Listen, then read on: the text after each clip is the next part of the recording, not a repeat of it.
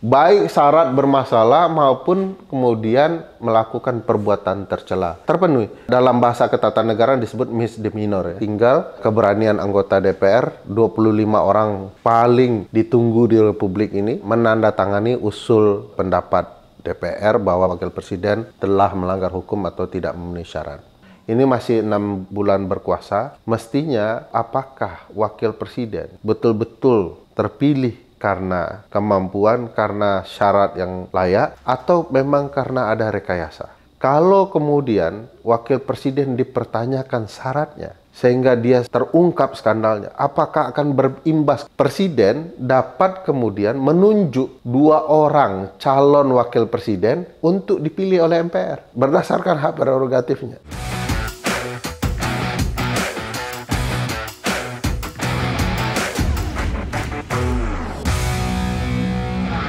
Kembali bersama saya di Abraham Samad Speak Up. Netizen, seperti biasanya hari ini saya menghadirkan narasumber yang luar biasa. Ini sahabat kita semua, Bung Ferry Amsari. Assalamualaikum. Waalaikumsalam, Bang. Bung Ferry ini pakar hukum tata negara dari Universitas Andalas. Saya harus sebutkan ini, berarti beliau masih berstatus pegawai negeri. Gawat. Bung Ferry. Ya, Bang. Sebelum kita melanjutkan diskusi kita, saya ingin mengklarifikasi dulu sebuah tayangan ya lewat Kompas TV, karena ini banyak pertanyaan dari netizen dan banyak pertanyaan dari para buzzer, serangan daripada buzzer yang seolah-olah ya wawancara doorstop saya di Kompas TV ditampilkan tidak utuh, jadi seolah-olah dalam tayangan itu banyak netizen mempertanyakan saya sepertinya katanya ya sudah agak berubah, sudah agak kendor, sudah agak bersahabat dengan Pak Jokowi. Sekali lagi saya ingin jelaskan, saya klarifikasi bahwa ya tayangan wawancara doorstop di Kompas TV itu adalah tayangan yang tidak utuh, karena sebenarnya kalau Anda lihat tayangan aslinya sebelum doorstop itu ada tayangan pidato saya di dalam acara kemarin di Gedung Juang. Anda bisa lihat di situ utuh bahwa di pernyataan saya itu jelas sekali saya tetap kritik terhadap apa yang dilakukan Pak Jokowi, yaitu melaporkan ya Rismond dan kawan-kawan. Saya mengkritik bahwa laporan Jokowi yang dilaporkan ke kepolisian itu adalah cuma kerikil kecil yang tidak perlu ditakuti, yang bisa disingkirkan dengan gampang, karena itu bukan batu besar yang menjadi sandungan. Dan pernyataan saya itu tetap keras di situ, walaupun memang yang Anda persoalkan itu ketika saya menggunakan terminologi teman atau sahabat ya. Karena di dalam pernyataan itu saya menghimbau bahwa Jokowi saya meminta untuk menarik ya laporan polisi yang dialamatkan kepada Roy Suryo dan Rismond dan kawan-kawan. Sebenarnya pernyataan itu mengandung sedikit bergurau. Saya menggunakan terminologi teman karena tidak mungkin dalam pernyataan itu saya bilang sebagai lawan saya minta untuk mencabut laporan itu. Karena kalau lawan sudah pasti meminta laporan itu dicabut. Oleh karena itu sambil menunjukkan gurau saya bilang saya meminta untuk mencabut laporan polisi yang Anda alamatkan kepada Roy Suryo, Rismond dan kawan-kawan. Sebenarnya konteksnya begitu. Jadi sekali netizen, saya tidak pernah berubah. Saya tetap jadi orang yang mengkritik secara konstruktif, jadi oposisi yang konstruktif terhadap pemerintahan Jokowi dan rejim Jokowi di masa lalu, dan saya tidak pernah berubah. Dan sebagai lelaki Bugis Makassar, saya bukanlah orang yang tipe penakut atau penjilat.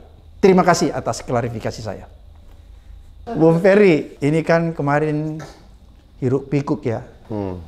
Hampir sebagian besar purnawirawan yang tergabung dalam purnawirawan TNI, dalamnya ada Angkatan Laut, Angkatan Darat dan Angkatan Udara, mengeluarkan 8 rekomendasi ya. Dan satu rekomendasi yang membuat negeri ini menjadi ramai. Mereka mengusulkan supaya Wakil Presiden Gibran diganti. Dimaksudkan mungkin bahasanya ya, Bang. Diganti. Kemudian habis itu dibalas lagi tuh oleh purnawirawan yang lain, saya lihat ya. Ada Wiranto dan Pak Agung Gumelar ya. Kemudian mulai saling menanggapi. Tapi sebelum ke sana, begini Bung Ferry, kenapa ini menjadi heboh menurut saya? Karena di dalam purnawirawan yang memberikan rekomendasi ada Pak Tri Sutrisno.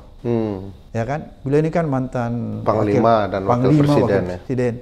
Kan biasanya kalau sekedar purnawirawan, kayaknya udah pernah juga ya, tapi tidak terlalu bergaung ya. Tapi begitu Pak Tri ada di dalamnya, dan beliau mengeluarkan statement, ini kan menjadi kayak apa nih, bom waktu gitu ya. Banyak orang menyatakan Gibran sudah di ujung tanduk nih. Menurut Bung Ferry nih, sebagai pakar hukum tata negara nih, apa yang membuat purnawirawan merasa prihatin, dan khususnya Pak Tri nih ya, kita lihat orang yang selama ini kita hargai karena dia posisinya selalu menjaga diri ya, di tempat yang netral, menempatkan dirinya sebagai negarawan dan tokoh bangsa, sehingga banyak orang yang percaya sama beliau. Ya, kalau faktor realnya kan memang belum bisa dipahami ya. Tetapi dari berbagai pertimbangan kan bisa dijelaskan, misalnya belum patutnya Wapres, ya, belum memperlihatkan ya level sebagai Wapres kan, kapasitasnya. Belum lagi naiknya Wakil Presiden harus diakui memang semacam skandal peradilan yang luar biasa, karena melibatkan pamannya untuk membuat syarat sebagai calon presiden itu terpenuhi. Kontroversial itu sebenarnya sudah cukup kemudian bagi politisi ya mengajukan pendapat untuk pemberhentian wakil presiden. Nah, kalau dilihat sebagai aspirasi, usulan para senior di TNI ini ya wajar saja. Sebagai aspirasi. Tetapi sebagai langkah politik, menurut saya langkahnya tidak sesuai dengan Undang-Undang Dasar. Kalau menurut ketentuan Undang-Undang Dasar, pemberhentian presiden dan atau wakil presiden, bisa kedua-duanya, bisa salah satunya, itu kan melalui pendapat DPR. Nah, saya lebih cenderung kalau para senior TNI ini mengajukan aspirasinya tidak hanya kepada presiden, tetapi juga kepada DPR. Toh berdasarkan pasal 79, 210 Undang-Undang MD3 ya, MPR, DPR, dan DPD, hanya dibutuhkan 25 orang anggota DPR menandatangani ya, usul ya, pendapat DPR bahwa presiden dan atau wakil presiden telah melanggar dua hal. Cukup 25 ya? 25 usul orang yang tanda tangan. Berarti kan nggak terlalu banyak. Ya misalnya Bang Abraham buat usulnya atau saya buat usulnya, nanti ditanda tangani oleh 25 orang anggota DPR, itu sudah menjadi syarat untuk pengajukan usul pendapat DPR yang kemudian akan diparipurnakan. Jadi itu jalannya ya? Ya. Jadi kalau sudah ada 25 orang anggota DPR menandatangani, berarti jalan sudah dibuka? Pintu kunci pertama sudah dipegang. Berarti kalau begitu, Bung Ferry, selayaknya teman-teman purnawirawan datang ke DPR atau DPR yang memanggil purnawirawan, mana nih yang tepat? Bisa kedua-duanya, karena DPR kan juga punya hak ya, untuk memanggil, kenapa nih ribut-ribut gitu ya. Lalu didengarkan semacam rapat dengar pendapat ya, diundang oleh DPR untuk mendengarkan kenapa Anda semua mengusulkan begini. Ini orang berdebat di ruang publik. Nah, dari pertemuan itu tentu saja bisa saja anggota DPR malah setuju dengan aspirasi itu ya. Para purnawirawan. Karena seingat saya skandal di Mahkamah Konstitusi yang terbuka melalui putusan MK sendiri yang menyatakan nih ada orang-orang yang bermain dengan perkara ini yang membuat putusan MK itu tiba-tiba berubah begitu ya. Itu belum pernah di follow up oleh DPR. Padahal itu kewajiban konstitusionalnya. Orang heboh proses penyelenggaraan pemilu katakanlah diintervensi, tetapi DPR diam saja. Nah, waktu itu belum ada sama sekali ditindaklanjuti. Tidak ada reaksi ya? Tidak ada reaksi dari DPR. Nah, siapa tahu dengan penyampaian aspirasi dari para purnawirawan, anggota DPR teringat lagi, dan bukan tidak mungkin ketika disampaikan malah itu setuju oleh DPR. Sepanjang karena faktor dua hal, Bang. Satu, melanggar hukum menurut pasal 7A 7B Undang-Undang Dasar. Melanggar hukum itu terdiri dari 5 kondisi, Bang. Pengkhianatan terhadap negara, ya, suap, korupsi, tindak pidana berat lainnya, dan perbuatan tercela. Atau karena tidak terpenuhi syarat menjadi calon presiden atau calon wakil presiden. Syarat administrasi. Ya, sebagaimana diatur di pasal 169 Undang-Undang Pemilu. Nah, salah satunya adalah soal usia itu. Usia diatur di sana kan 40 gitu ya. Sementara putusan MK yang memperbolehkan itu ada skandalnya gitu ya.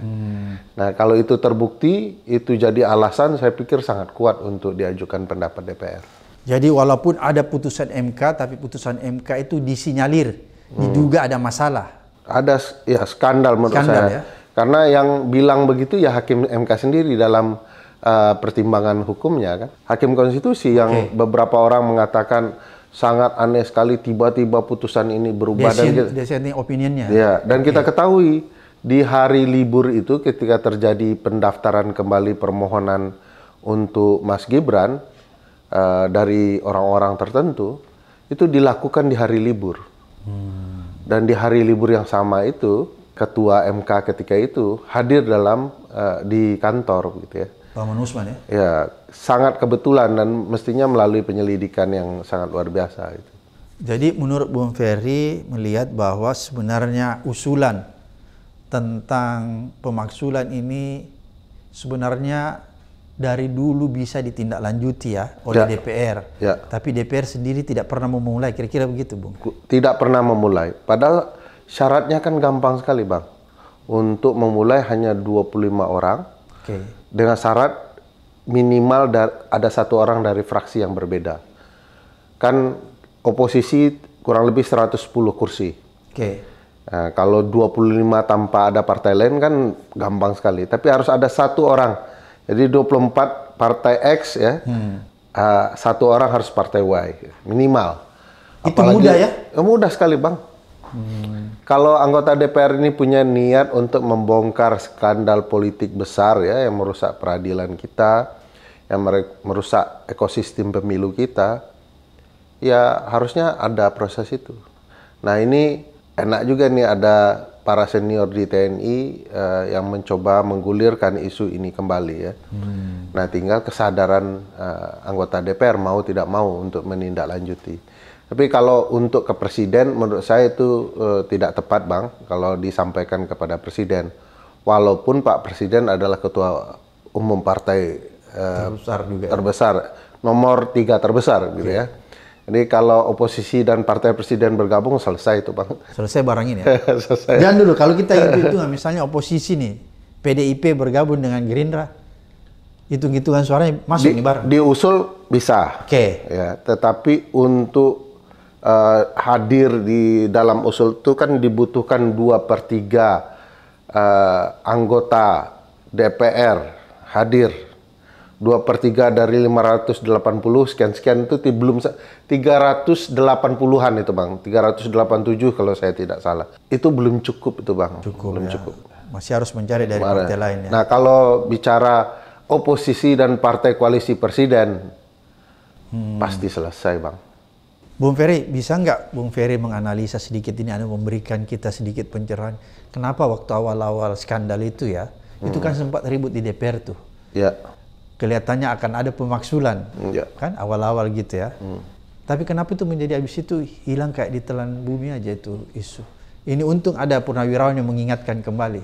Iya, saya mendengarkan beberapa anggota partai sangat keras ya waktu itu. Awal-awalnya akan mengumpulkan suara, tapi ternyata seingat saya tidak sampai itu 25 orang menandatangani.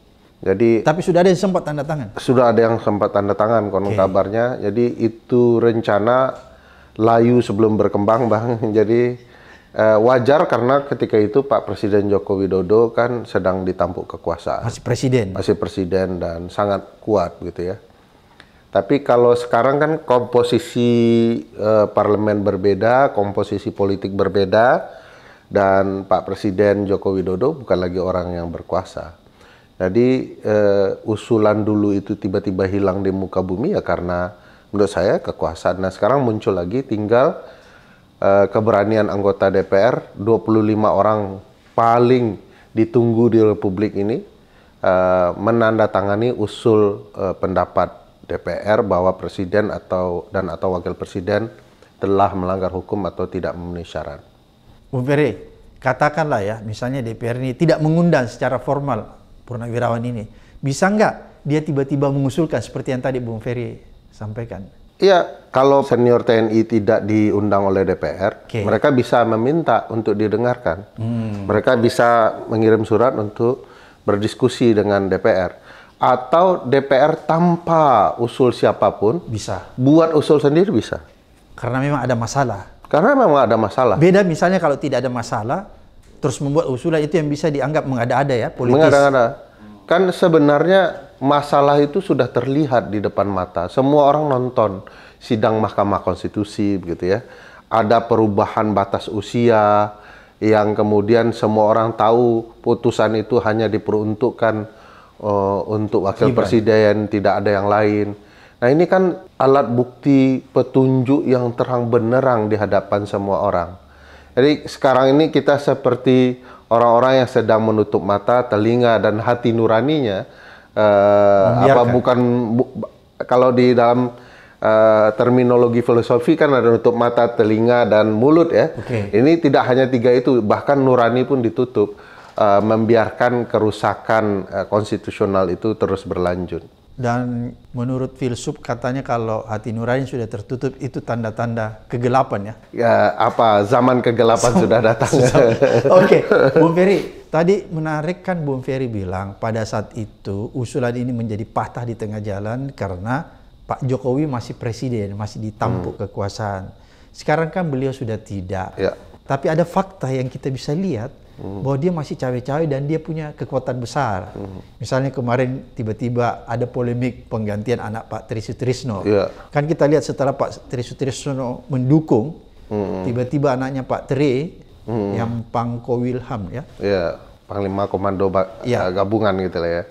Tiba-tiba diganti, terus tiba-tiba dianulir. Itu kan polemik ya berarti ya. Saya pikir kan tidak mungkin tiba-tiba saja anak Pak Tri Sutrisno yang baru berapa bulan menjabat tiba-tiba diganti kalau bukan tangan kekuasaan juga ini. Dan tangan kekuasaan ini kan tangan-tangan orang yang pernah berkuasa mungkin kan. Tapi walaupun akhirnya dianulir lagi kan. Itu kan memperlihatkan kepada kita Bung Ferry bahwa salah juga mungkin kalau kita atau apa ya. Kalau kita lihat Pak Jokowi masih berkuasa nggak ini? Ya, itu juga perlu peran dari DPR untuk memastikan apa yang sedang terjadi. Kan proses mutasi itu sangat unik ya Bang. Tiba-tiba... Jangan dulu Bung Ferry, ada nggak kira-kira kalau sebagai analis nih, ada hubungannya nggak mutasi itu dengan pernyataan Pak Tri sebenarnya? Saya yakin, sangat yakin pasti ada hubungan. Tidak mungkin tidak ada hubungannya ya. Di dalam ruang dunia politik ini tidak ada yang serta-merta terjadi. Semua punya keterkaitan, langsung tidak langsung. Dan Pak Tri adalah sosok mantan Panglima yang paling terdepan bicara ini.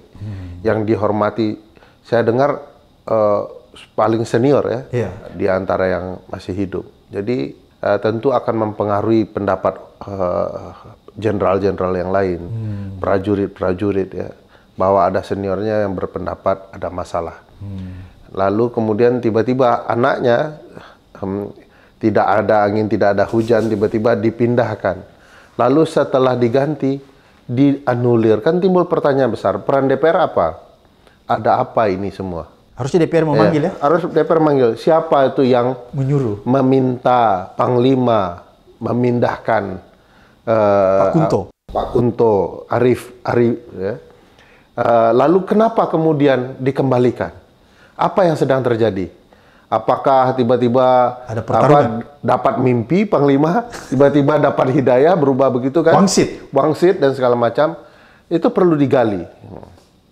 Pertanyaan, kalau ternyata memang ada ruang politik dan ternyata melibatkan kekuatan lama, tentu akan timbul pertanyaan, apa kekuatan yang lama bisa memerintahkan Panglima? Ini salah secara ketatanegaraan, salah secara hukum administrasi negara. Nah, ini problematika serius. Harusnya DPR panggil.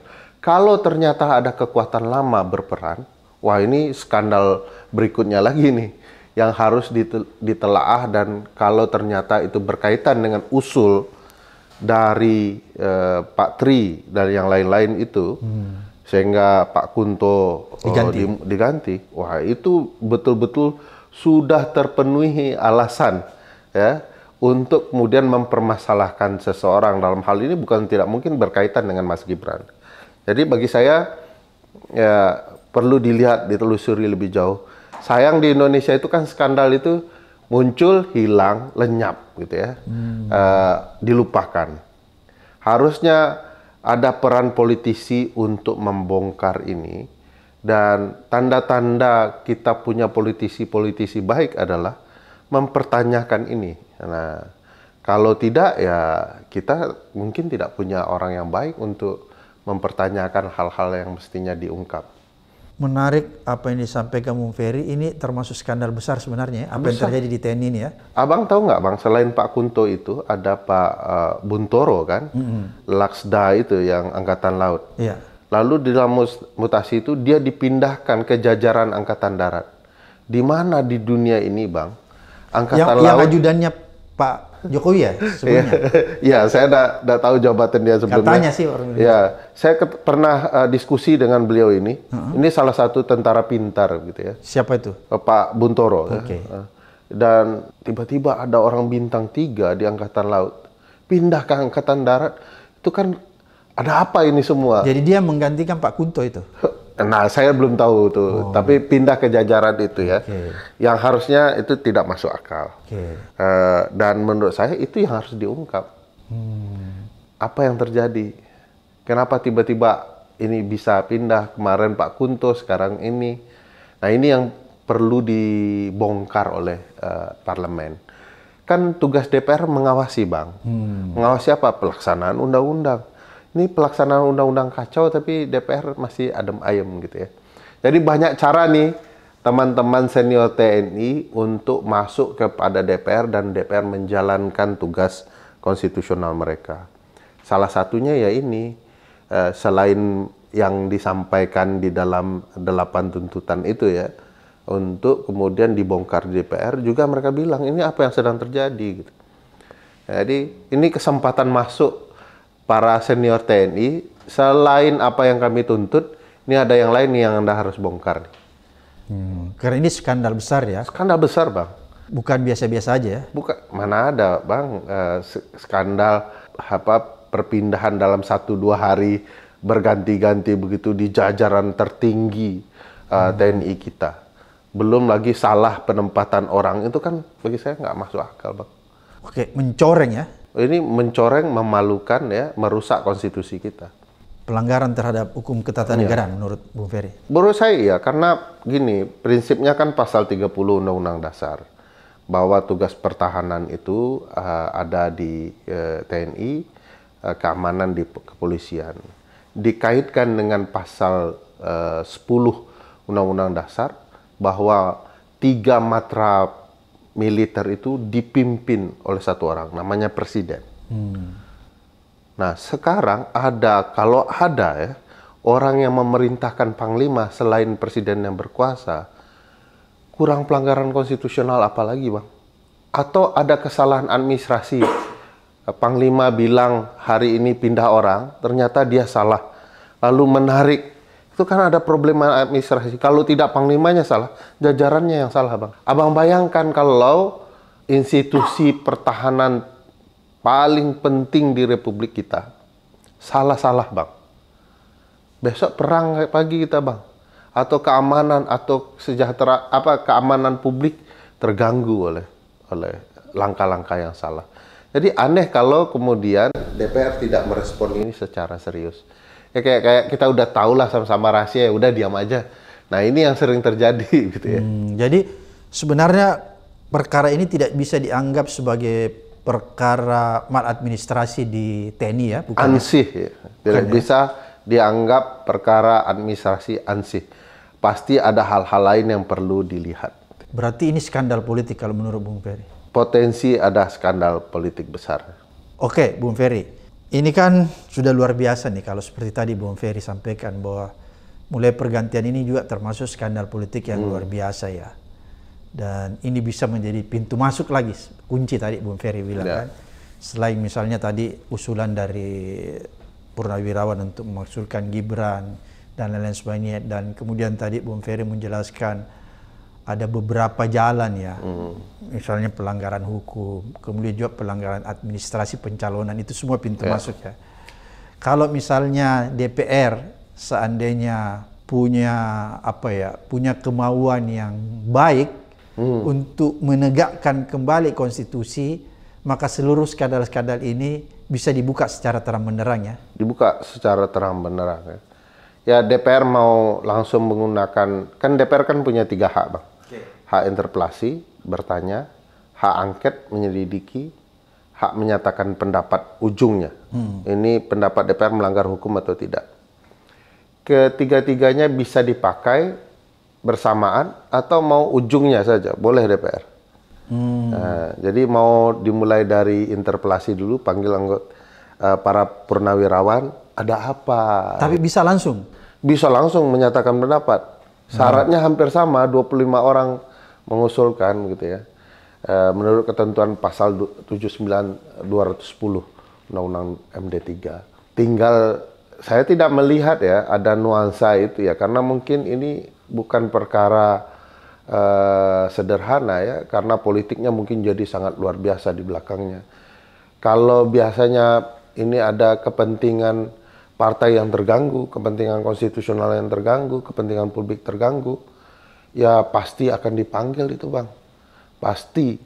Bukan ini sudah ribut luar biasa, debat di mana-mana. Masuk ke podcast ini, berapa kali orang bahas, DPR malah diam-diam saja. Nonton sudah jutaan, ribuan begitu ya. Nah bagi saya ada sesuatu hal yang membuat DPR berhenti di tengah jalan di kasus ini. Kalau menurut analis Bung Ferry nih, apakah yang terjadi di DPR yang tiba-tiba menghentikan dulu berapi-api, kemudian senyap, tidak kedengaran lagi, walaupun sekarang dimunculkan lagi oleh Purnawirawan, apakah ketidaktanggapan teman-teman di DPR ini dikarenakan oleh semacam sandra politik? Ya, kalau saya punya keyakinan itu karena ketika tarik ulur soal rencana memberikan usul pendapat DPR terhadap ketika itu presiden ya, saya kan ikut di berbagai diskusi ya. Teman-teman DPR itu bilang ini potensial akan ditandatangani lebih dari 25. Tapi memang tidak terasa gaungnya bagi saya. Hanya beberapa orang yang bersuara. Nah, setelah beberapa hari itu lenyap semua. Nah, dari diskusi-diskusi itu saya mengetahui bahwa ada kekuatan yang besar sekali untuk menghentikan langkah-langkah mereka. Bahkan kepada partai yang dulu mendukung presiden dan sekarang ada di barisan oposisi, ya, itu terhenti semua diskusi itu. Nah, walaupun kader-kadernya sangat bersuara keras ketika itu disampaikan. Jadi ada semacam kekuatan besar yang kemudian menghentikan hak DPR untuk mengungkap perkara ini. Berarti kalau begitu, kalau ada kekuatan besar dan ada politik sandra, kita masih pesimis lagi ya bahwa usulan-usulan Purnawirawan tentang pemaksulan Gibran ini akan bisa ditindaklanjuti, atau paling tidak DPR mengundang Purnawirawan ya. Kayaknya tidak akan mungkin ya. Kalau kita pakai logika kita memang agak pesimis kita Bang. Tapi kalau kita pakai logika Purnawirawan, ini kan militer Bang, TNI belum selesai kalau tidak mereka kemudian memastikan itu selesai. Ini kayak ada jiwa korsanya. Dan mudah-mudahan ya mereka memang mau kemudian menyampaikan ini ke DPR, nggak diundang DPR ya mereka datang gitu ya. Dan saya melihat usulan itu ya, pengusulan itu sederhana Bang. 25 orang tanda tangan. Oke. Disebutkan apa yang kemudian mereka usulkan, itu dituliskan Bang. Dan itu tidak perlu panjang-panjang juga Bang. Nggak ribet ya? Iya, nggak ribet. Ya, nah, tinggal ada niat atau tidak. Saya kan melihat begini, ada dua kekuatan sedang berpacu ya di dalam ketatanegaraan kita ya. Ada kekuatan mantan dan ada kekuatan presiden yang berkuasa saat ini. Ini berhadapan-hadapan ya? Dalam titik tertentu mereka bisa kerjasama, di titik tertentu berhadap-hadapan ya. Itu sebabnya kan ada hal-hal unik ya. Misalnya ketika presiden ke luar negeri, anggota sekolah, pimpinan menengah kepolisian datang menghadap mantan presiden. Di Solo ya? Ya. Itu melanggar juga hukum tata negara atau apa tuh? Adabnya nggak agak janggal saja Bang. Ada Melanggar tradisi ketatanegaraan mungkin. Jadi begini, begitu mantan presiden turun, apalagi presiden yang berkuasa dia dukung, dia akan membatasi dirinya untuk tampil di ruang publik.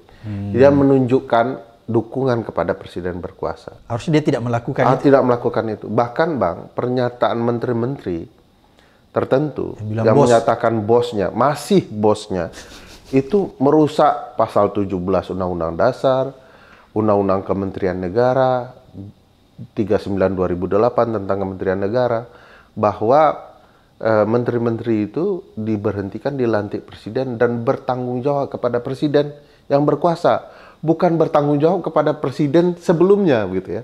Berarti kalau begitu presiden terpilih sebenarnya itu bisa marah ya, bisa melakukan langkah-langkah memberi sanksi bagi menteri-menteri yang melakukan itu ya? Iya, ada problematika tersendiri yang saya lihat Bang.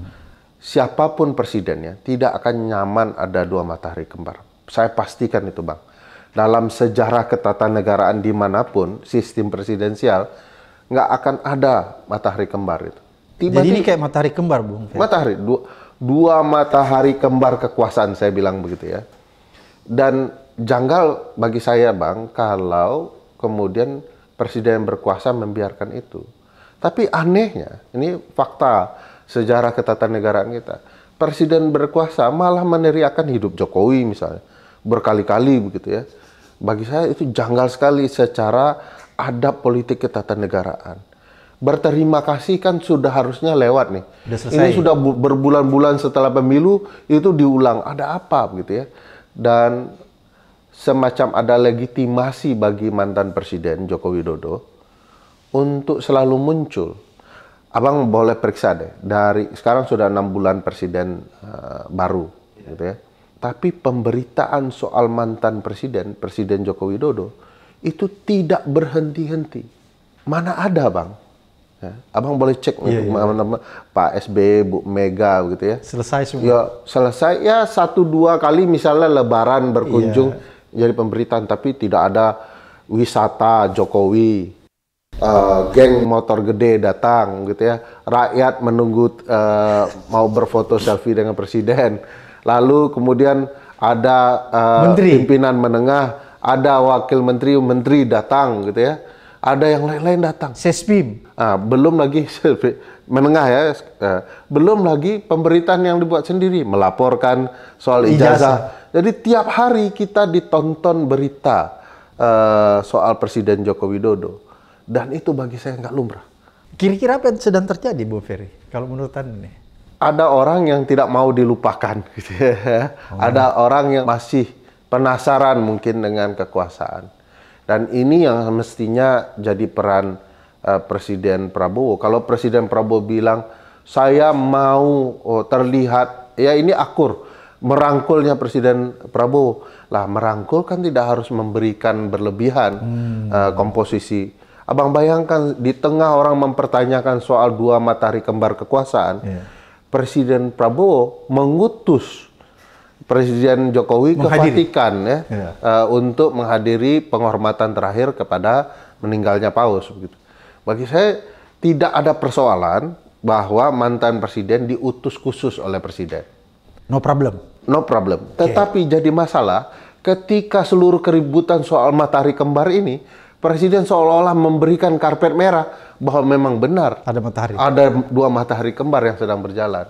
Dan mudah-mudahan itu strategi Pak Prabowo juga untuk menjelaskan ke publik, ini masih ada orang yang mau cawe-cawe. Ya, tapi saya mau mempertanyakan Presiden Prabowo, kok membiarkan ada orang yang mau cawe-cawe? Apa yang sedang terjadi sesungguhnya? Apakah ada alat sandera sehingga Bapak membiarkan ini terjadi? Atau memang Bapak orang tipikal yang nggak enakan? Anda sudah mantan tapi dulu bantu saya, ya udahlah kita jalan. Bagi saya itu nggak pas begitu ya. Ketatanegaraan kita semua sedang dirusak. Oke. Berarti menurut Bung Ferry ini, menurut pengamatannya bahwa ini baru pertama kali terjadi ya. Ada tradisi ketatanegaraan yang masih terus melibatkan mantan ya. Mantan. Yang di mana-mana mantan itu untuk dilupakan, Bang. Dan ironinya ada sebagian menteri yang masih mengaku itu bosnya ya. Eksplisit lagi Itu dinyatakan. eksplisit, 2 orang menteri ya. Oke. Nah, bagi saya aneh begitu ya. Harusnya kalau menteri-menteri begini harusnya di-reshuffle ya kalau menurut Bung Bagi Ferry. saya pasal 17 Undang-Undang Dasar itu memperlihatkan bahwa tunggalnya pengabdian para menteri kepada presiden yang berkuasa. Kalau masih ada penghormatan baik nyata maupun semu kepada mantan presiden, itu berarti bukan orang presiden yang berkuasa sepenuhnya. Ya harus diganti itu, Bang. Menarik nih Bung Ferry. Kita kembali lagi masalah Gibran nih tadi. Ini kan semakin kencan, tadinya sudah hilang. Kemudian dimunculkan kembali oleh Purnawirawan menurut Bung Ferry. Ini gejala apa sih sebenarnya? Ya, saya tidak tahu ya kenapa ini muncul tenggelam ya. Oke. Tapi yang jelas mungkin ini karena hukum kita dan politik kita tidak mengarah kepada penegakan konstitusi. Penghormatan terhadap konstitusi itu lemah. Yang adalah penghormatan terhadap politik, sehingga naik turun muncul tenggelam gitu ya.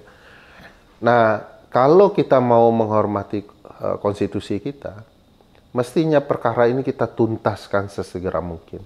Ini masih 6 bulan berkuasa. Oke. Mestinya pertanyaan yang timbul, apakah wakil presiden betul-betul terpilih karena kemampuan karena syarat yang layak, atau memang karena ada rekayasa? Selalu timbul pertanyaan, kalau kemudian wakil presiden dipertanyakan syaratnya, sehingga dia terungkap skandalnya, apakah akan berimbas kepada presiden terpilih? Ini pernyataan saya yang bisa ditinjau melalui Undang-Undang Dasar. Coba Abang lihat ketentuan Undang-Undang Dasar soal pelantikan presiden. Kalimatnya itu selalu dan atau, Bang. MPR berwenang untuk mengangkat ya, dan memberhentikan melantik dan memberhentikan presiden dan atau wakil presiden. Jadi pelantikan dan pemberhentian itu bisa alternatif kumulatif, Bang. Bisa kedua-duanya, bisa sendiri-sendiri. Misalnya ada presiden dan wakil presiden mau dilantik. Terungkap skandal wakil presiden. Terungkap ada masalah. Presiden yang terpilih tetap bisa dilantik. Wakil presiden tidak. Oke. Nah, apakah kalau wakil presiden kemudian tidak jadi dilantik, akan timbul problematika ketatanegaraan? Yes, ada problematika, tapi ada solusi ketatanegaraan yang sudah ditentukan Undang-Undang Dasar.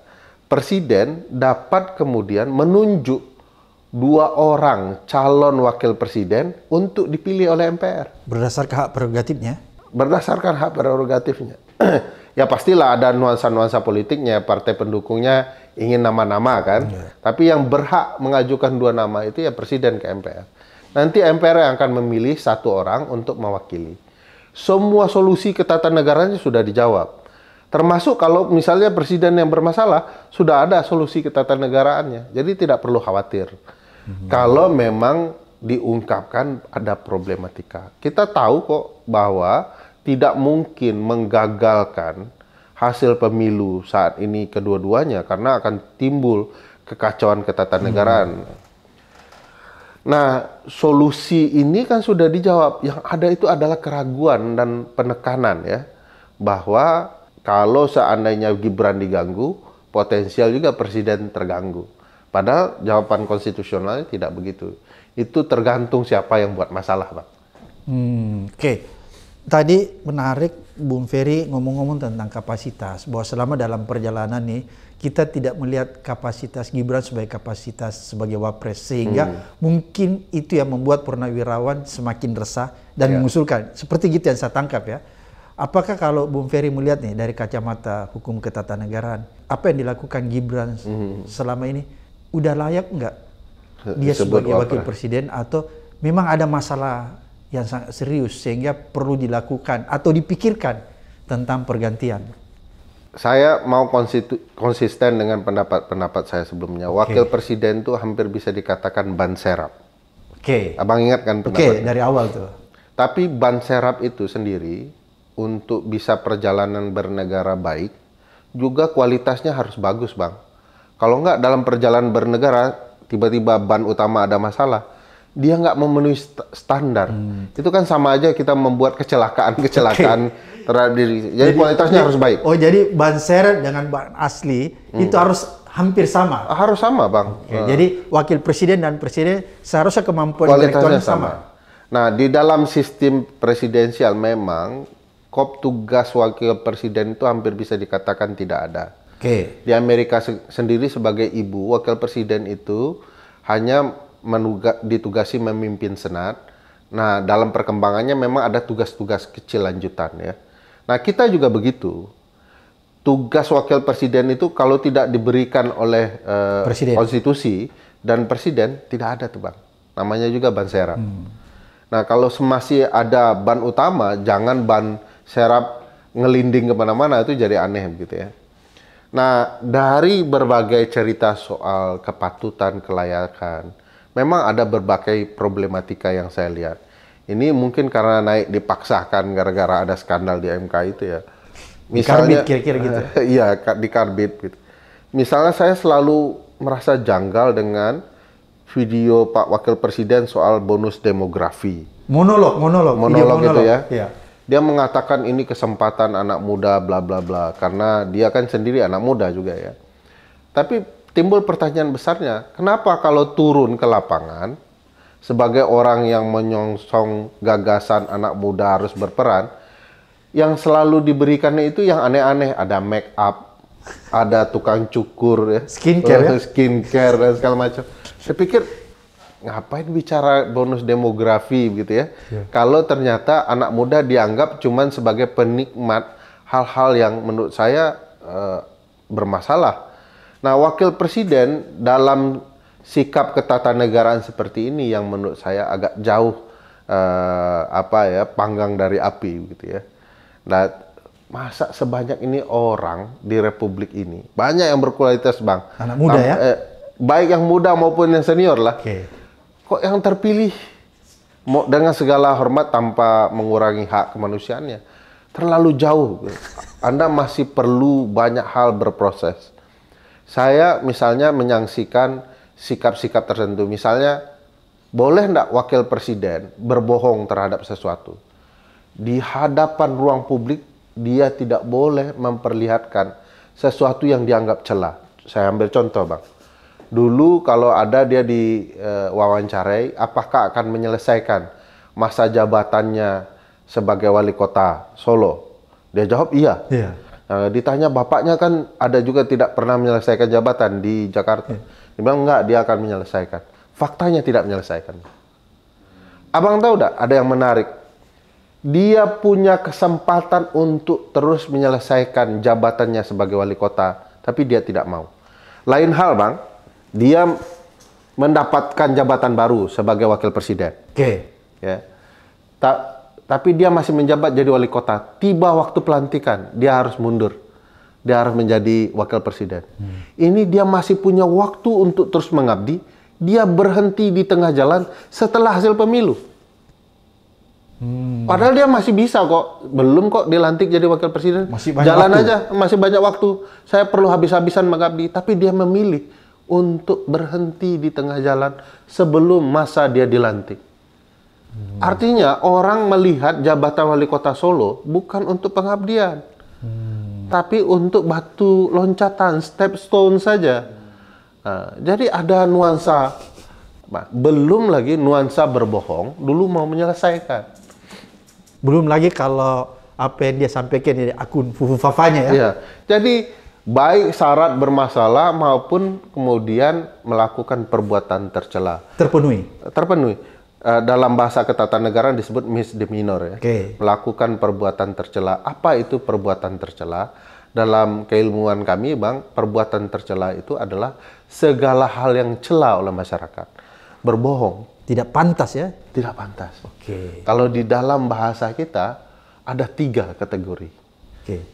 Di pasal Undang-Undang Pemilu itu apa yang disebut tercela itu adalah melanggar nilai agama, nilai adat, dan nilai sosial. Itu indikatornya? Iya. Ketiga-tiga nilai agama, adat, dan susila itu, masyarakat itu, sosial itu ya, adalah berbohong itu semua tercela, Bang. Jadi clear nih netizen. Jadi menurut Bung Ferry sebenarnya alasan memaksulkan Gibran itu sudah terpenuhi secara hukum ketatanegaraan ya?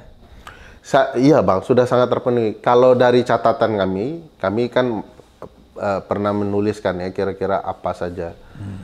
Dalam catatan yang belum tuntas itu, wah banyak sekali Bang. Jadi kan ini catatan harus ditulis. Saya nggak tahu kalau nanti ada orang yang minta, Bang Abraham, buatlah kira-kira apa alasan-alasan pemberhentian. Karena itu dokumen yang harus ada. Jadi Bung Ferry sudah siapkan ya? Ya, tapi belum tuntas ya. Iya, berarti suatu waktu nih, misalnya DPR memanggil purnawirawan, kemudian Bung Ferry juga dipanggil sebagai pakar hukum tata negara. Bung Ferry siap untuk menyampaikan catatannya? Saya kasihkan, tolong jadikan ini sebagai dasar untuk usulan juga nggak apa-apa. Tapi harus ditindaklanjuti ya? Harus tindak lanjut. Maksudnya jangan ya kalau cuma omong-omong aja Bang, ngapain Bang? Percuma Bang, kita berdebat. Dalam bahasa Melayu itu bertegang urat leher, tapi nggak ada apapun yang terjadi. Masih ada yang Bung Ferry sampaikan yang kira-kira berguna bagi kita semua dalam hal isu pemaksulan ini? Di dalam banyak negara demokrasi yang baik, Bang, segala hal yang merupakan skandal ketatanegaraan, skandal politik besar, selalu diupayakan dituntaskan.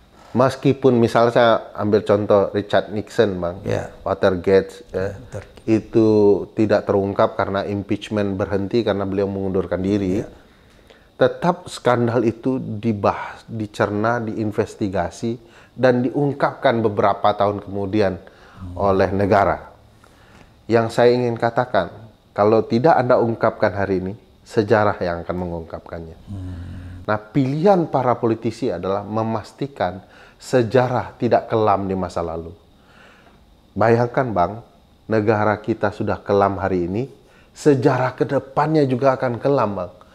Jadi kita akan menutupi banyak problematika dengan problematika baru.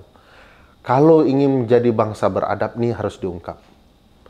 Kalau tidak, suatu waktu anak cucu kita yang akan mengungkapkan. Dan kita akan tahu kekelaman ini berperiode-periode gara-gara hanya ambisi satu atau satu keluarga tertentu saja. Dan itu tidak elok bagi kita bernegara, Bang. Saya merasa menyayangkan sikap-sikap ya, yang mengedepankan diri sendiri dan keluarga, tapi mengaku juga masih demi kepentingan publik. Kalau dilihat catatan kebohongan sudah banyak, itu bisa dilihat tuh, Bang. Kemarin saya tertawa, ini tertawa dalam artian miris. Dulu IKN itu digembar-gemborkan, termasuk kereta tanpa rel gitu ya. Nah sekarang kereta tanpa rel itu sudah dipulangkan. Mana yang 58% yang mengeluh-elukan bahkan 70%, sekarang sudah 80,9%. Kebohongan apalagi yang Anda tunggu untuk terungkap baru Anda sadar.